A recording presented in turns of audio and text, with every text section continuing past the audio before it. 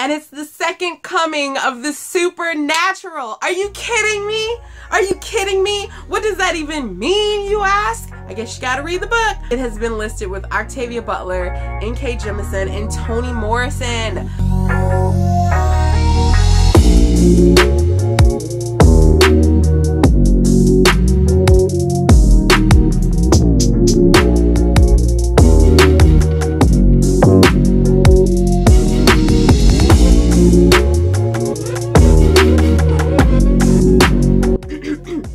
You may have heard of Harry Potter, and you may have heard of Lord of the Rings, but here are 15 books fantasy fans may not have heard of, but should read. I was like, I know you're joking. I know you're not about to tell me that I'm on this list. I googled my book, Exposing Lesser Demons. I do it all the time, and I just never scrolled down far enough, I guess, because I was like, there's no way that I'm on page 2 of Google stuff by now. But literally, page 2, the top of it, so now it's probably not page 2 anymore because I've clicked on it 100 times, but it was a tweet that was like, y'all should read this book. I really like this book. And it was my book. And then it was like article. And I was like, you are not about to tell me that this person is calling me one of 15 fantasy books you may not have heard of but should read. So I clicked it, right? I don't remember the entire list, but let me tell you the ones I remember. Number 5, Octavia Butler's Kindred, 1979. Number 12, The 100,000 Kingdoms by N.K. Jemisin, 2015. And number 15, K.N. Robertson, Exposing Lesser Demons. This is the second coming of the supernatural, 2022. And then Toni Morrison was an honorable mention. Not even on the list, but you know it wasn't beloved because that would have been on the list. But he was like, y'all probably heard of this, and this is about the ones you might not have heard of. So it was Sula. But he's implying that you should read Exposing Lesser Demons, my book, before Sula. Is that true? Is that true? Probably. I've never read Sula, I'm not gonna lie. But I read my book like 10 times, and well, more than 10 times. Since it's been published, though, I've probably read it 3 or 4 times. But it's so good. It's just so good. And I was like, maybe I'm crazy. Maybe I'm crazy. Because I didn't even query. I didn't ask any agents for any help. I didn't try any publishing houses. I was just like, why am I going to do all the work and give them like 70-some% of the returns? No, ma'am, Pam. So I was like, I can just pay for my own editors. I can pay for my own book cover, and I can research everything that I need to be doing. But seriously, I just was like, maybe I'm nuts. It's probably really hard to get people to read your stuff. So far, that part's kind of true, because literally even being on this list with these 3 amazing, life-changing for me authors, it's not the easiest to get people to read my book. Like, I'll talk about that on another video. I didn't find this guy. He found me and then didn't even tell me that he wrote this article. But he probably knew I was going to Google my own book, because that's literally how I found it.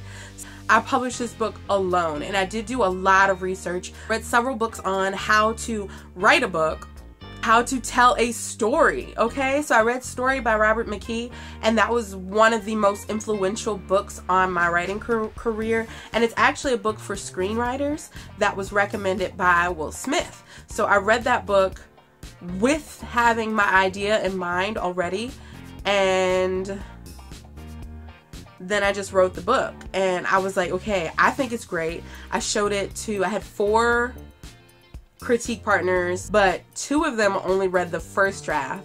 And my paid editor, which I only had 1 of, Risky. And then I added a scene that I was on the fence about adding after getting it edited. So I had to edit several more times myself. So it was risky. But this journalist who's worked for NBC and Washington Post, among other major publication companies, has deemed me good enough to be listed in a top 15. That being said, I feel like that was always my goal, and now it's achieved, and now I just have to show the rest of the world. So this is me showing the world. Go read Exposing Lesser Demons. Let me know how you feel about that bonus arc chapter. And let's get on to the sequel, because this is gonna be huge. It's gonna be huge. huge. It's gonna be huge. That was a terrible impression. But you don't even understand. You don't understand. I can't tell you any more. Like, I can't tell you. You just have to go read it. Yeah, I will tell you though, it is a bi main character, single black female, lives alone in the city. I can even tell you that we open the book in the first chapter. She's having a conversation with our psychiatrist, letting her know that she has made a decision that she's firm on, even though it's a bad decision. And she won't say why, but she's letting the doctor know, like, I know this is stupid, but this is a vague phrasing as to why I have to do this. And the doctor, and this is again first chapter, very short chapter, so I'm like, I feel like I shouldn't say it, but it's not a spoiler. But I will say that her psychiatrist has complicated feelings in general towards this patient, so she doesn't speak on, like, tries not to overstep, to stay as ethical as possible. But it's so good. It's so good. And that's the first chapter. I know it doesn't sound like much in the first chapter, but the point of it is not to come in hard and, I'm saying this, meanwhile the second chapter, I know exactly what happens as soon as it opens. You'll be like, what? Second chapter? Okay. But yes, because I wanted the first chapter to feel like a real world moment that has the air of WTF right in this moment. That could be anybody, because that's what it is. My goal with this book, it started with a dream.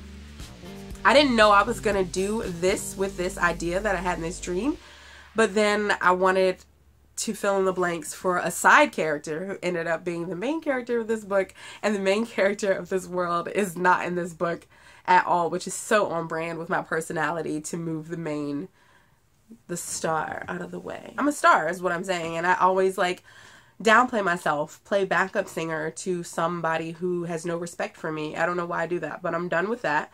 And so yeah, there's your sequel idea.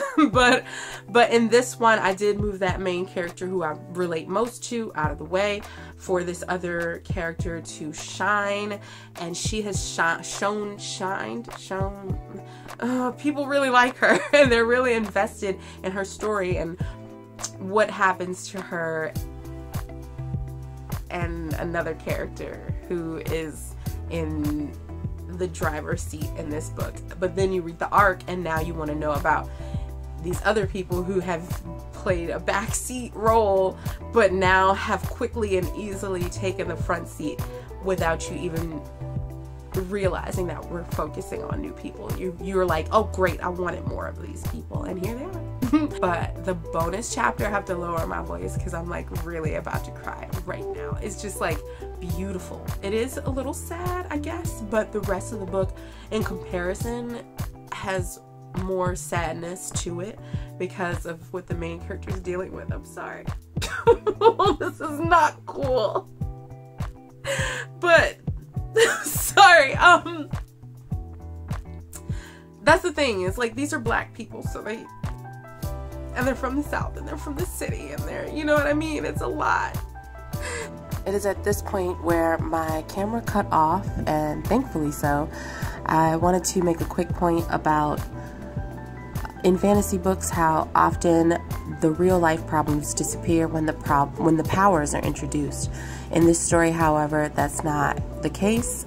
More likely what would happen is powers would further complicate the real life problems of the characters. If you did find any value in this video, please make sure to give this video a like. It really helps the channel. You can subscribe and hit the notification bell if you would like to see more. And don't forget to purchase Exposing Lesser Demons via Amazon.com. Peace.